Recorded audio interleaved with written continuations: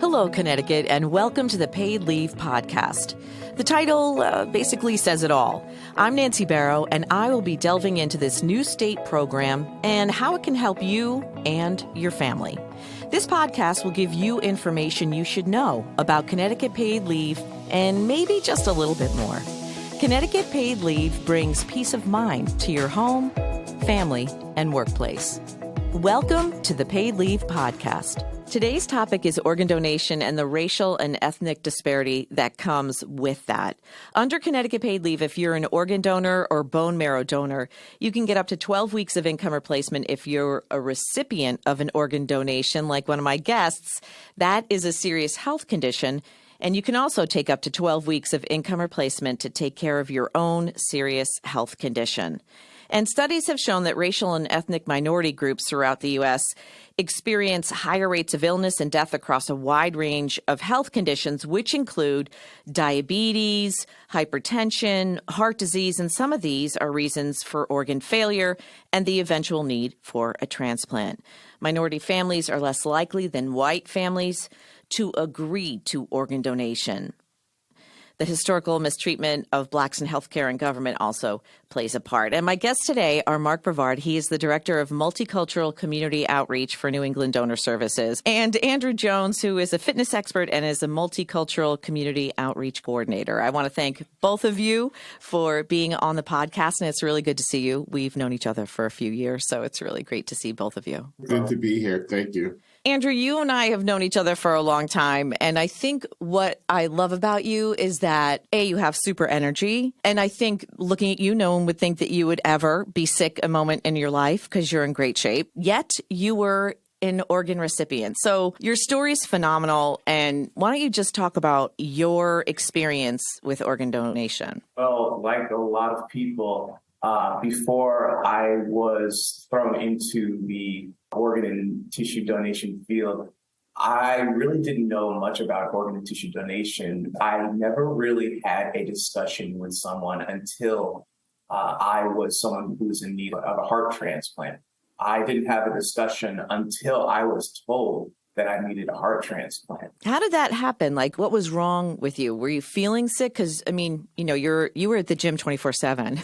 I think. Oh, absolutely. So, yeah, like you said, I was spending a lot of time in the gym, almost every day of the week in the gym at that time. And it wasn't even because I was fully, I was trying to really better myself health-wise. I'll admit that when I was in college, I was more focused on looking good. And I was also competing in physique contests such as bodybuilding, fitness modeling.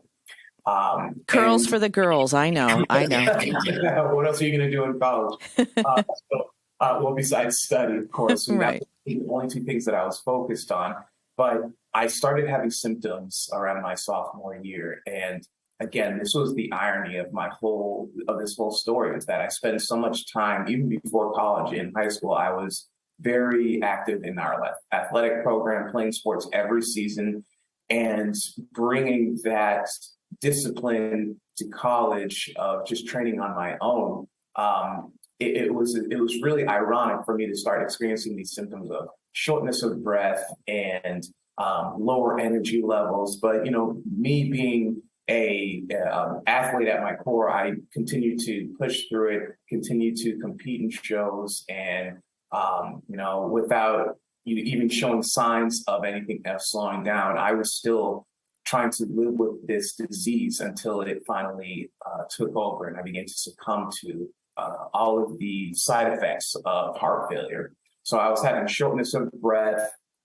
Again, my energy levels were down. I eventually had to stop working out.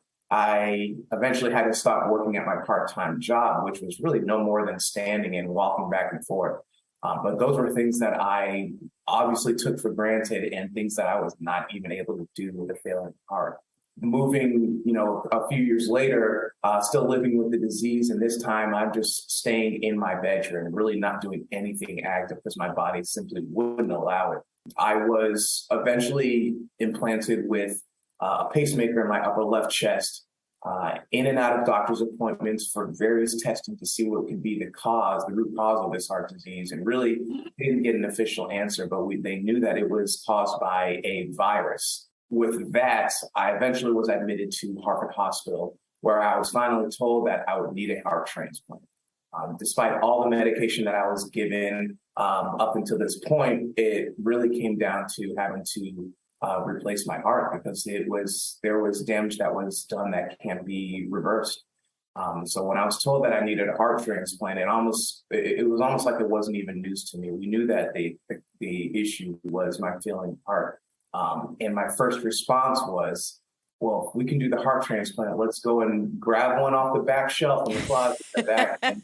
Yeah, right. It doesn't work that way. Exactly. This is before I knew anything about the wait list, anything about even getting put on the list. I didn't even know if I was healthy enough to survive the transplant. But, eventually, once they did all the testing for me to be added to the wait list, the one thing that they told me that really stuck with me is, first of all, they said, well, you're lucky you have youth on your side, but you're also not like most of our heart transplant patients. You kind of kept yourself in shape leading to this point. We can definitely say that you wouldn't have fared as well if you weren't so committed to keeping up with your health and fitness, despite, knowing that you had a heart condition. So that's one thing I definitely pride myself on, but still, there was so much work to be done mentally to prepare myself for what kind of journey I would be taking. How do you do that? How do you prepare yourself mentally for figuring that you are going to be, opened up, your heart's going to be taken out, and then another heart's going to be put in? Yeah, that's a lot. Yeah.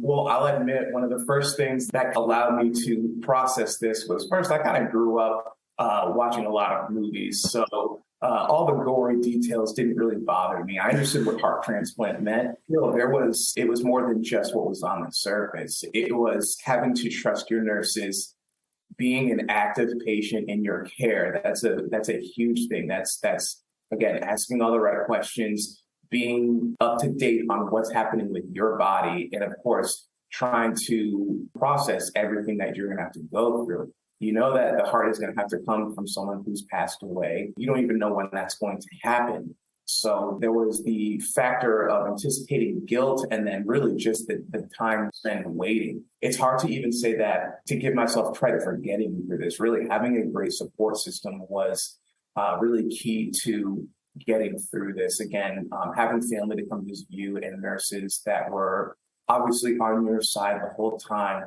And never give it, and they would never give up on you. At the end of 4 months, I actually wasn't given a heart transplant. My condition continued to deteriorate. Again, this became a moment where I had to readjust and accept reality that things weren't going the way that I had planned.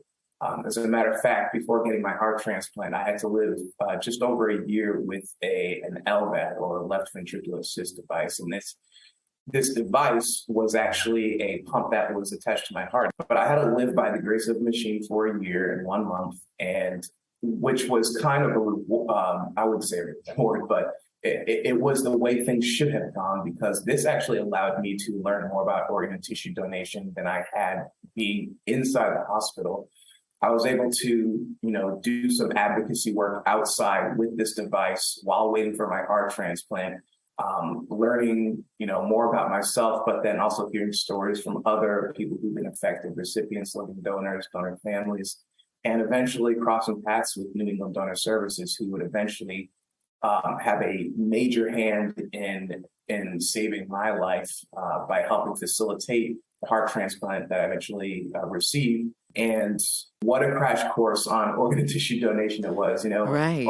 For a year, it was really understanding not just what goes into the transplant surgery, but after, living with immunosuppressive therapy and really accepting that your life has been given a second chance from strangers. So it was really like those two things that it really starts with, processing everything that's happened in, 4 or 5 years into, once you're in recovery, what do you do with your second chance?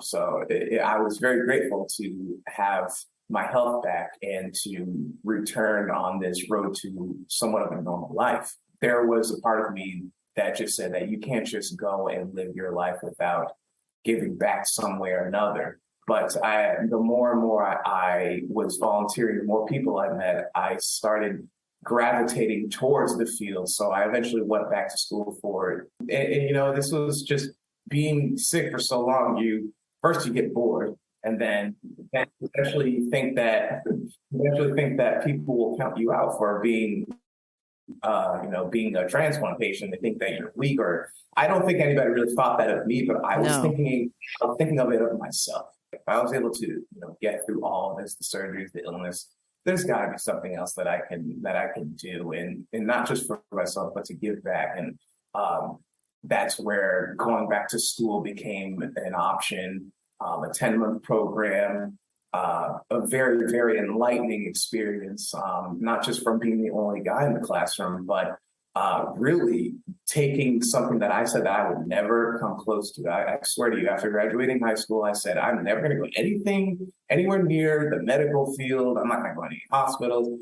And, maybe I kind of jinxed myself, and the universe said, okay, well, we're going to put you to work now. But really, it was an amazing experience, getting just a glimpse of what our hospital workers go through, and just leaving with a great amount of appreciation even greater appreciation for the people who took care of me, and then the same people who still woke up every morning during the days of COVID at its highest to go and do that for other people day after day after day. And really, I just found that if there's anything that I can do, is at least go and support them and, support other families in the process. Your story is absolutely amazing. But was there ever a point that you were worried as a minority that you wouldn't get treated the same? Well, yes and no. And this is really where my parents really stepped up to the plate. I will say that, my parents did everything they could to provide everything they could for their children, and they're very strict as well. But one reason why it's really good to have a support system, and why we encourage people to have these discussions about organ and tissue donation, is because, again, it's a conversation not being had enough. But one of the things my parents did was they constantly reminded me, remember that as much as we love that you trust your nurses and your transplant team, you got to remember that you have to advocate for yourself, not just as a patient, but as a Black man. And, that really stuck with me. And I had to think, what were the things that I would have to look at differently rather than just a patient and what I know on the surface? How am I going to prioritize who I am as a person to make sure that I'm receiving all the best care there is? And honestly, it wasn't very hard work. It really took just a little bit of time of sourcing a person of color in the hospital system. And, they were there to help us. And they were even there the day that I got my transplant, to make sure that everything was moving smoothly. And, that was the one thing that I could do. And, after that, it was also something that I considered being a patient. After I've gotten through the thick of it, you're still in the woods. And it just so happens that a year after my transplant, I had a bout of rejection. And this wasn't from non-compliance with my medication. The heart was perfect. This was just because, again, of who I am, a young Black male. And when it comes to immunosuppression therapy, it just so happens that young Black males usually have a very robust immune system. So it takes a little bit more time to get your immune system to a therapeutic level to accept the graft. So are they changing protocols because of this? Do you know? Well, I hope so. Yeah. I definitely have read plenty of articles and spoken to many different people about, including other recipients. I have a friend named Dennis Thomas, who's one of our volunteers, and I saw him the other day. And but he's mentioned that it's something that needs to be Black patients need to stay on top of, and not just for heart transplants, really anything medically related. It's not, certain symptoms and diagnoses can show differently for Black patients, for Asian patients, for Hispanic patients, et cetera. Different things can happen, just like for women in heart attacks. Exactly. Warning signs can be completely different than for men. What difference is it to, why should there be a difference in how we treat different races when it comes to properly diagnosing and knowing exactly what can be expected with a specific race? So it really is important, not just for healthcare professionals to know this, but again, going back to having that discussion and being an active patient in your care.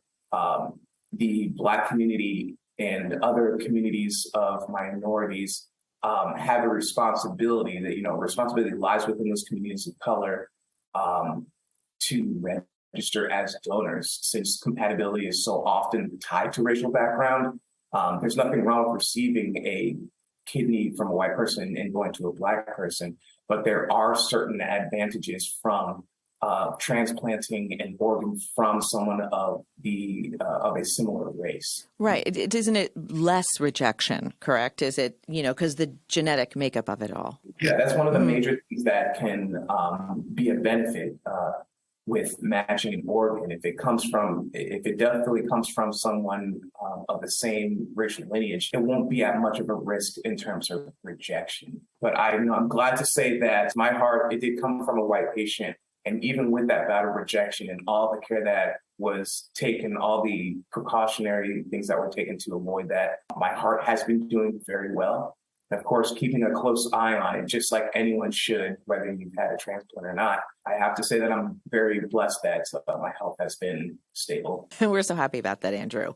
Mark, and Andrew, because you're both into the multicultural outreach, kidneys are number one that people need, and heart is number two.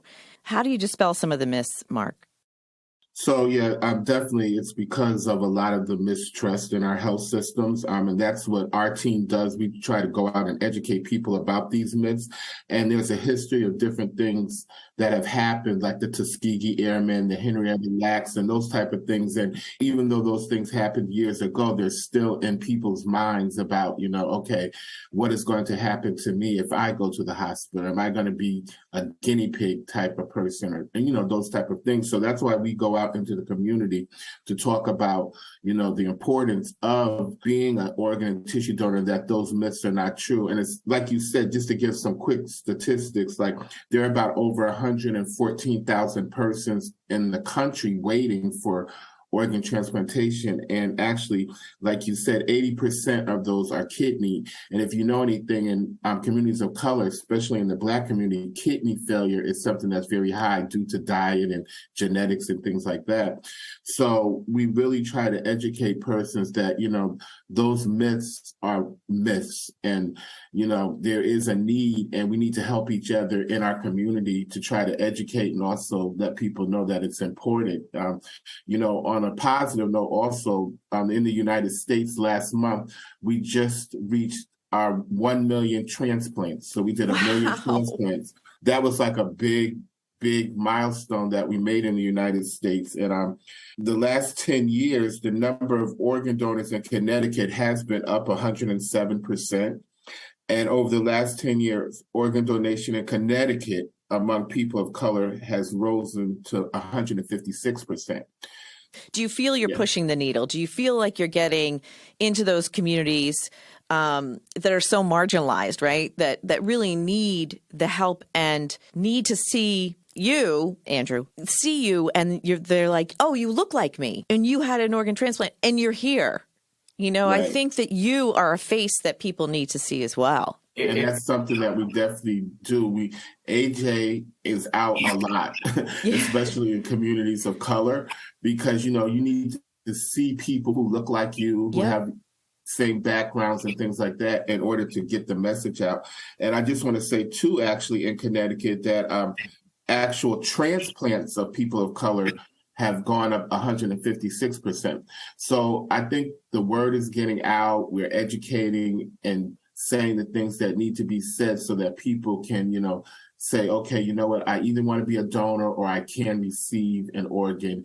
And those myths, are really not true. Right. But I do think that a lot of people are nervous about putting on their license that they're a donor, because if they get in an accident, they won't save them. Me being a Black man, I know too that, certain things you just didn't talk about in your family. Like, sometimes families are very secretive about their health issues. Sure, yeah.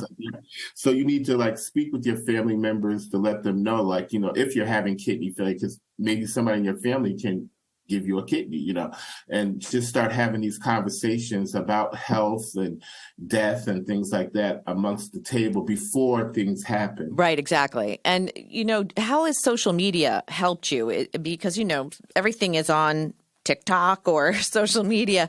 Are you utilizing social media to get your messaging out as well? Yeah, I'm definitely going to let AJ talk about that too. Because we're community outreach. So usually, and Nancy, we were out in the community. I know. You were on the radio station with us a lot, And then when COVID came, it was like, oh my God, you can't go in the community. How are we going to spread the message? And thanks to AJ and our public affairs team, we were able to reach out via social media, doing things like podcasts, webinars. And I think we may have reached even more people because people can be at home and listen to what you have to say. And we can reach people all throughout not only New England, but the United States, and get speakers and different people from other states and actually other countries at times to speak on these different platforms, because it's, electronic via social media. And it lives there forever, right? It lives there forever. So, they can always go back and reference. Social media has made a great positive impact on us getting our message out. I used to think, wow, I grew up in the generation of Facebook and everything. We're the generation that just always got our heads down. But I'm so grateful that I had the experience with social media, especially during my college days. I was using YouTube to generate some revenue to pay for books here and there. It really took some adjusting for all of Neds to come together and figure out how are we still going to reach these people. And with technology, we were able to come up with a plan to create a program for interviews. So we would interview recipients, donor families, even heads of state that would tell us about what they're doing legislatively to help protect the Human Anatomical Gift Act, and educating people about what their options are for organ and tissue donation. And like Mark said, we ended up reaching more people than we'd expected. We really took to social media, relied on social media to help get our word out, to help cover our events now that we're in person, and really hasn't slowed down. We really aim our education to communities of color, Hispanics, Black, and really the response has been great. Once people see our videos, there's always something that the audience will latch onto, whether it's a story, a certain statistic. The next thing you know, or what we would hope to expect, is they go have a conversation with their family, or they go, they head to registerme.org where you can learn more about organ and tissue donation and register yourself as an organ and tissue donor. And of course, we have another part of our team who's not with us. Her name is Ingrid. She's made huge strides to really representing the Hispanic community, from translating our entire New England Donor Services website to ensuring that everything that we put out also has an option in Spanish. Which is vitally important. We do the same thing at Connecticut Paid Leave as well. Yeah, yeah, absolutely. We can't neglect other people who speak a different language. This isn't a conversation for everyone. Yeah. Those are just a few examples of what we have done and what we continue to do to make sure that all of our bases are covered and we're hitting every community that we can. Have you ever heard of anybody using social media to get an organ if they're on a waiting list and waiting? Oh, absolutely. Yeah. Just like one of I mentioned, we've had a gentleman by the name of Jeff Curry, who's one of our state representatives, and he was actually known for his openness and his creativity to share his story about his needs and ask for help. Again, that's something that often struggle with, is asking for help, and especially when they need it, when their lives depend on it. And Yeah. Jeff Curry is just such a prime example of not only reaching out to ask for help, but it is also a reality check for everyone on the outside looking in, saying like, hey, do you really have, I thought that, getting a kidney would be, just get on the list and you have to wait. No, it's going out and asking for help. That, unfortunately, that's where we are today. Yeah, or you're on dialysis for years and years and years, and that interrupts your life for, It's also very, very costly. But the reality is that there are people who I've seen, and I can count on two hands the amount of times I've seen a car driving with the back windshield covered with a message saying, wife, son, husband, daughter needs a kidney, call this number, even sometimes listing the blood types. That's where we are right now. Yeah. And that's even with things such as the kidney donation chain, where complete strangers sign up to be a match for someone who. I just think it's the most amazing thing. Yeah, it really is. And like AJ was saying, you really have to be an advocate for yourself also. I mean, I've driven up 95 and seen billboards where people say, I need a heart transplant. Or I was in a neighborhood a couple of months ago, and I think it was in the Hartford area, and someone had yard signs that said like, so-and-so needs a kidney, so people are like really advocating for themselves also about this now. You have to use what's available to you. I actually just spoke to a football team the other day. Everybody in that room comes from somewhere different. Some people have less, some people have more. But really, you have to do what you have to do is try to do your best to put that behind you, because right now your life depends on you getting the help you need. So another myth that's very often said is that only rich people or people of certain prestige or social status will be put to the top of the list because they can buy their way to the top of the list, or they're famous, so we don't want to lose them, so they move to the top of the list. Completely untrue. UNOS, or the United Network of Organ Sharing, are what I like to refer to them as the list holders. They manage the list nationwide. And when it comes to social status, your race, how much money you make, those things are not considered when matching an organ or putting someone on a place, putting them on a list. It requires, at least for being on a list, it depends on your absolute need for the organ, your current condition. I'll give you an example of how complex things can get, but to help understand how being placed on the list works. So when I was first placed on the list, I was in intensive care. Because I required intensive care, that meant that I had to be put somewhere up higher on the list.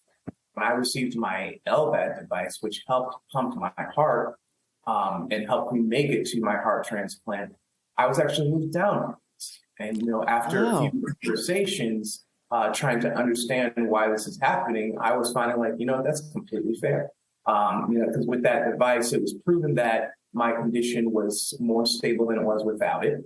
I was able to leave the hospital, which meant I was able to leave intensive care, which means that because I don't require that intensive care, I was moved to a list that was reserved for people who are not as sick as some other people who are in the ICU, who could definitely benefit from an organ a lot sooner than someone who's able to go home and kind of live somewhat of a normal life. Yeah.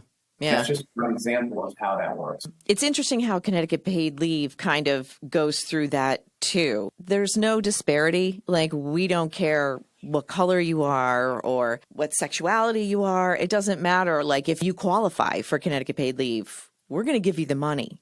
How long was your recuperation after your heart transplant? Really, I would say that when I finally recuperated is when I was able to do things physically. So that took about, I would say 3 or 4 months. Okay.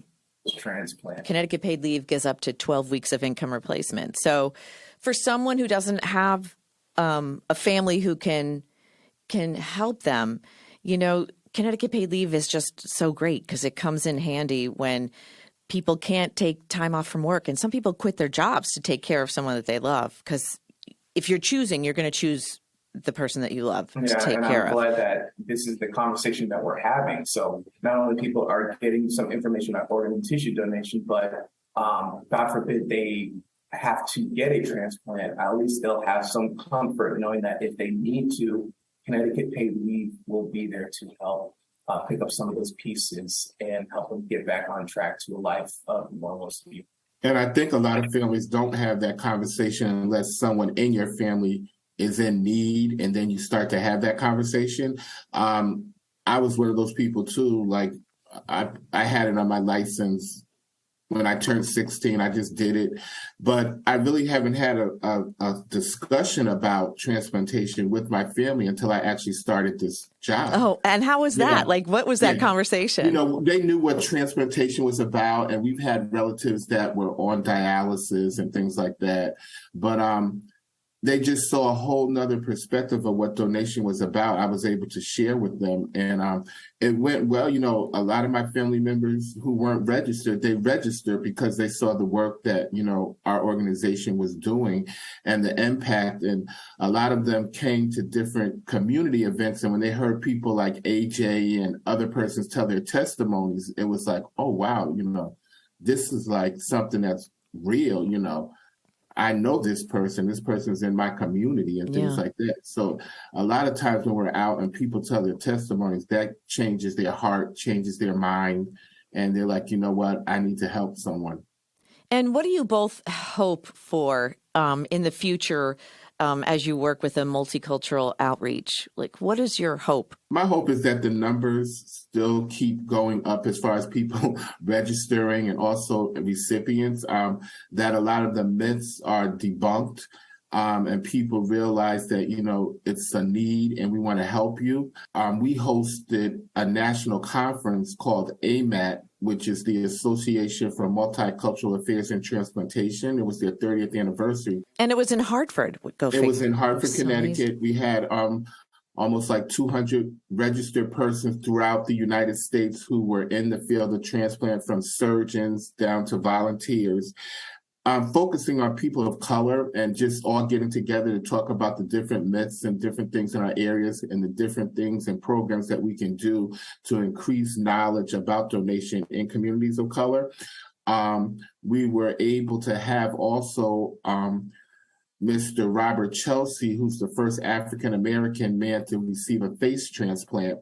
He was our speaker at our gala. So, you know, just his if you were there and heard his story after all he went through and just how positive he was, how spiritual he was so inspiring. I mean, if you weren't a donor, you'd want to sign up after you heard him speak. So to answer your question, just a hope that we can continue to spread the message and get out to people that it's not a mystery. It's just something that needs to be done in the community. Yeah, and I think if we can get the message out about Connecticut paid leave, that, you know, caregivers can take time off to take care of people who are going through this. And and take time off to help them go to the doctor's office. You know, that's a very important, because that's why a lot of people sometimes are reluctant to do things, because it's like, you know, I have to work. I need money at my job, you know, so especially, you know, in communities of color, you know, so that is definitely a great incentive to let people know, you know, that is out there to help. It's funny, when I'm out and about in the community, I meet people all the time who say, hey, we've used it. It worked out great for me. I got 12 weeks off to bond with my baby, or I got to take care of somebody. I had surgery and it worked. It's wonderful when the programs work, you know. Yeah, and we'll definitely share that too with the people that, you know, we come in contact with, you know, out in the community. You know, there is an option out there, because we do get people that ask that question, like, okay, what's going to happen if I have to take care of my loved one, or, you know, how do I buy groceries, or how that's do I it. Like how like do I have to quit my job? You know, right. Yeah. And there's lots of different types of leave. You can take that full 12 weeks at once, intermittent, or you can still work and have a reduced schedule. So you can take AJ to the doctor's office and you can, you know, take them there. And there's not many states that have it. You know, Colorado's going next, I think, but we need to have a national program, really, is what we need to do. That would be great. Well, thank you both for coming on here. I really want to thank my guests, Mark Brevard and Andrew Jones, both from the New England Donor Services, who, I love you guys. I think you're great, and I love what you do. Thank you both for being on this podcast. Thank you, Nancy. For more information about Connecticut Paid Leave or to apply for benefits online, please go to ctpaidleave.org. This has been another edition of the Paid Leave Podcast.